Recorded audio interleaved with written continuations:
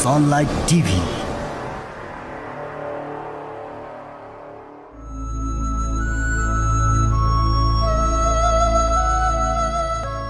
गौतम बुद्धको शान्ति र करुणाको सन्देशले युगौंदेखि मानव हृदयलाई उज्यालो बनाउँदै आएको छ।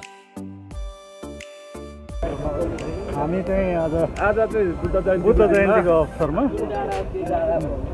आज चाहिँ हामी यो स्वयम्भू परिक्रमा गर्दैछ। आज हामी चाहिँ निर्मल रिग्जिन पेमा होइसेलिङ गुम्बाको हामी जुस तथा पानी वितरण कार्यक्रम र त्यस पछाडि हामी चाहिँ पालो परिक्रमा पनि गर्दैछौँ। वैशाख 29 गते बुद्ध जयन्तीको पवित्र अवसरमा स्वयम्भूनाथको पुण्यभूमिमा एउटा विशेष सेवा कार्य सम्पन्न भएको छ। पर्सा जिल्लाको ठोरीचार निर्मल बस्तीमा निर्माणाधीन श्री निर्मल रिग्जिन पेमा होइसलिङ गुम्बाले श्रद्धालुलाई पानी र जुस वितरण गरेर निस्वार्थ सेवाको अनुपम उदाहरण प्रस्तुत गरेको छ।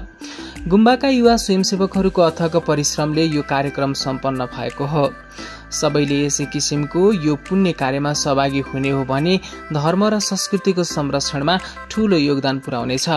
बिहानैदेखि स्वयम्भूनाथको परिक्रमा गर्न आएका दर्शालुहरूको भिडमा गुम्बा समितिका स्वयंसेवकहरूले मन्द मुस्कान सहित पानी र जुसका बोतलहरू वितरण गरे।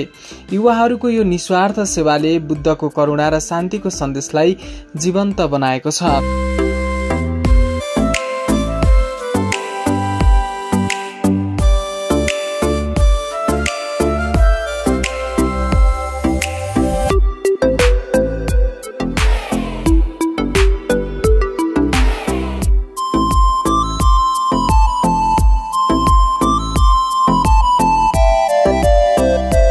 गुम्बाको ब्यानर सहित स्वयंसेवकहरूले पनि आफ्नो सक्रिय सहभागिता देखाए। यो पुण्य कार्यमा गुम्बाका अध्यक्ष दिनेश लामा, सचिव जित बहादुर पाखरिन, त्यस्तै नेपाल तामाङ घेदुङ ठोरीका अध्यक्ष जितु तामाङ, त्यस्तै गायक बाबा पाखरिन, विक्रम पाखरिन, सबिन गोले, स्वरूप बमजन, रन श्रेष्ठ, सुरमान श्रेष्ठ, राजकुमार ढकाल, जनक बमजन, हिमाल गोले, परमीड पाखरिन, त्यस्तै ओकराज थिङ, श्याम श्रेष्ठ, सन्देश श्रेष्ठ, माइला श्रेष्ठ, मलमी स्याङ्बो, त्यस्तै सङ्गी लोप्चन, जीवन गोले, पर्तिलाल गोले लगायत 60 भन्दा बढी स्वयंसेवकहरूको सहभागिता तथा वैदेशिक भूमि साउदी अरेबियामा बस्नुहुने युवा अभियन्ता विनोद लामाको सक्रिय भूमिका रहेको थियो। स्वयंसेवक साथीहरूको समर्पण र एकताले यो कार्यक्रमलाई अविस्मरणीय बनाएको छ। लामो समयदेखि निर्माणाधीन अवस्थामा विभिन्न चुनौतीहरूका कारणले यो पवित्र कार्य अझै पूर्ण हुन सकेको छैन।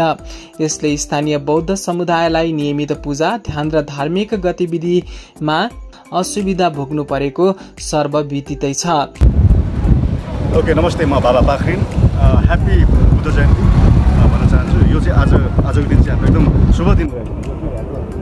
ठोरी वार्ड नम्बर 4 अवस्थित निर्मल बस्तीको निर्मल रिग्जिन पेमा होइसेलिङ गुम्बाद्वारा आयोजित यस पानी तथा जुस वितरण कार्यक्रममा सहभागी हुन पाउँदा धेरै खुसी लाग्यो होइन। आज धेरै रमाइलो भयो।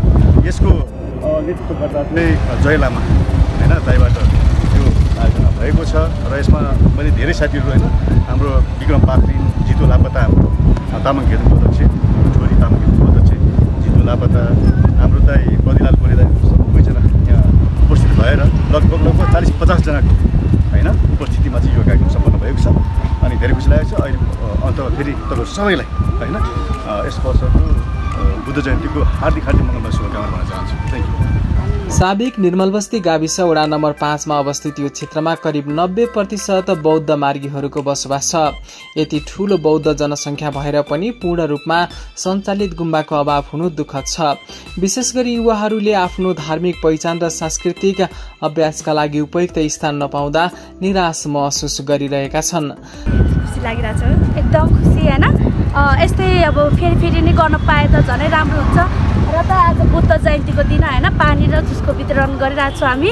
सधैँ हाम्रो गाउँबाट सधैँ यसरी नै दिन पाए त होइन, कोरा गर्ने अब हुन्छ नि त, धर्म कमाउने सबैलाई नै यसरी पानी दिन पाए त झनै राम्रो हुनेछ। आफ्नो गुम्बाको लागि चाहिँ एकदम गर्नु पाएकोमा एकदम राम्रो हो। इच्छा चाहिँ एकदम मनैदेखि लागेको छ। खुसी लाग्यो। धन्यवाद। यस कार्यमा सम्पूर्णलाई म धन्यवाद भन्न चाहन्छु जो जसले चाहिँ सहयोग गर्नु भएको छ। आज चाहिँ 2569औं बुद्ध जयन्तीको अवसरमा चाहिँ श्री निर्मल रिग्जिन पेमा होइसेलिङ गुम्बाको तर्फबाट परिक्रमा गर्न आउने र दर्शन गर्न आउने भक्तजनहरूको लागि हाम्रो युवा साथीहरूले चाहिँ गुम्बाको तर्फबाट पानी वितरण कार्यक्रम, पानी तथा जुस वितरण कार्यक्रम रहेको हुन्छ। यसमा मलाई गुम्बा समितिले निमन्त्रणा गर्नुभयो र तामाङ घेदुङबाट साथीहरूलाई सहयोग गरे र साथमा खुसी पनि भइयो। आज एकदमै रमाइलो भयो। यस्तो कार्यक्रमहरू फेरि पनि होस् भन्ने चाहिँ म चाहन्छु र यस्तै सबै हाम्रो निर्मल बस्ती धोरी सबैतिरको गुम्बाहरूले चाहिँ यसरी नै संयुक्त रूपमा कार्यक्रम आयोजना गरेको खण्डमा चाहिँ अझै योभन्दा बृहत हुन्छ। तपाईको सहयोगले यो अधुरो गुम्बा निर्माण अभियानले गति लिन सक्छ। गुम्बा पूर्ण भएमा यहाँका बौद्ध समुदायले नियमित ध्यान, पूजा र सामुदायिक कार्यक्रमहरू सहज रूपमा गर्न सक्नेछन्। यो गुम्बा केवल धार्मिक स्थल मात्र नभई सांस्कृतिक र सामुदायिक एकताको प्रतीक बन्नेछ। हामी तपाईलाई यो पवित्र कार्यमा सहभागी हुन हार्दिक आग्रह गर्दछौँ। अहिले हामी कार्यक्रम पहिलो गराउन छौँ। स्पेशल थ्याङ्क यू चाहिँ म यो देशमा रहनुभएको मेरो दाइ अनि स्पेसल थ्याङ्क यू मेरो विक्रम मामा होइन। यो कार्यक्रमको मेन उद्देश्य चाहिँ के हो भने जति पनि हिजोको दिनहरूमा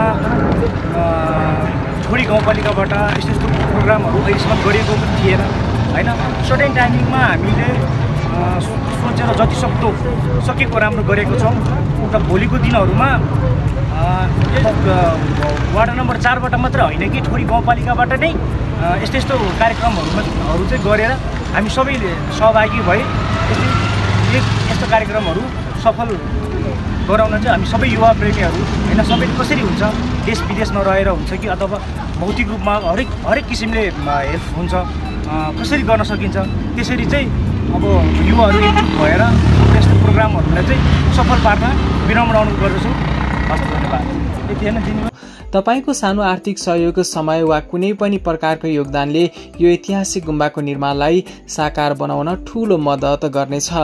सहयोग गर्न इच्छुक हुनुहुन्छ भने श्री निर्मल रिग्जिन पेमा होइसलिङ गुम्बाको आर्थिक आधिकारिक पेजमा नेपाल तामाङ घेदुङ ठोरीको पेजमा सम्पर्क गर्न सक्नुहुनेछ।